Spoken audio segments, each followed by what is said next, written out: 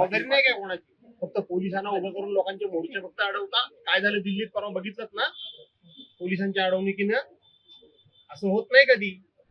रत्नागिरी जिल्ह्यातील सर्वात मोठी औद्योगिक वसाहत असलेल्या लोटे MIDCतील प्रदूषणाचा प्रश्न पुन्हा एकदा ऐरणीवर आलाय. प्रदूषण करणाऱ्या आणि रासायनिक सांडपाणी सोडणाऱ्या 6 कंपन्यांवर अद्याप ठोस कारवाई न झाल्याचा आरोप करत सोनगाव परिसरातील शेकडो ग्रामस्थांनी चिपळूण येथील महाराष्ट्र प्रदूषण नियंत्रण मंडळाच्या कार्यालयावर धडक मोर्चा काढला. प्रदूषणामुळे शेतीचे मोठे नुकसान होत असून पिण्याच्या पाण्याचे स्रोतही दूषित झाल्याचा आरोप ग्रामस्थांनी केला.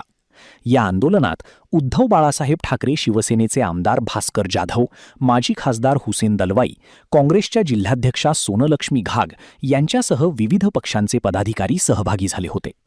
प्रदूषण करणाऱ्या कंपन्यांवर तातडीने कठोर कारवाई करावी, अन्यथा यापेक्षाही तीव्र आंदोलन छेडण्याचा इशारा ग्रामस्थांनी प्रशासनाला दिला. तर आमदार भास्कर जाधवांनीही दिल्लीत काय झालं असे म्हणत अधिकाऱ्यांना इशारा दिला. जबाबदारी नाही काय कोणाची, फक्त पोलिसांना उभं करून लोकांचे मोर्चे फक्त अडवता. काय झालं दिल्लीत परवा बघितलं ना, पोलिसांच्या अडवणुकीनं असं होत नाही कधी. त्यांची काय रास्त मागणी आहे, ज्याचं कोणाचं आहे त्याला बंद करा. त्या चुकीचं काय आहे? असं काय ह्याला बंद करा त्याला बंद करा, हा काय तुमचा विषय नाही, तर तुमच्या इंटरेस्टचा विषय नाहीये. आणि कुठे हेड ऑफिस सायनला ते ठरवतात. मग तुम्ही इथे काय करता? रिपोर्ट करतो आपण. रिपोर्ट केलाय ना. हो सर. आता इतके दिवस झाले सतत लोक हे करतात, हे काय बरोबर आहे का?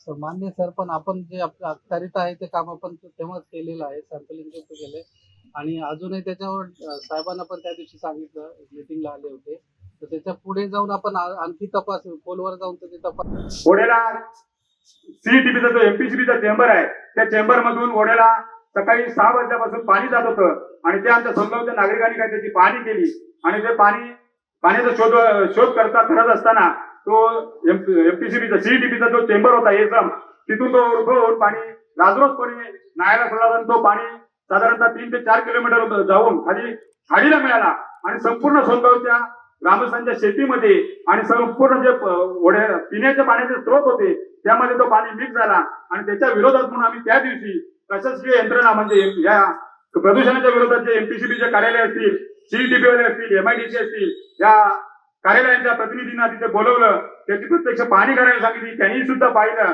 आणि त्यावेळेस आमच्या सर्व सोनगाव ग्रामस्थांना त्यांनी आश्वासन दिलं होतं की आम्ही संबंधित कंपन्यांना बंद करतो आणि त्याची शोकस नोटीस काढली होती, पण ती समज नोटीस होती.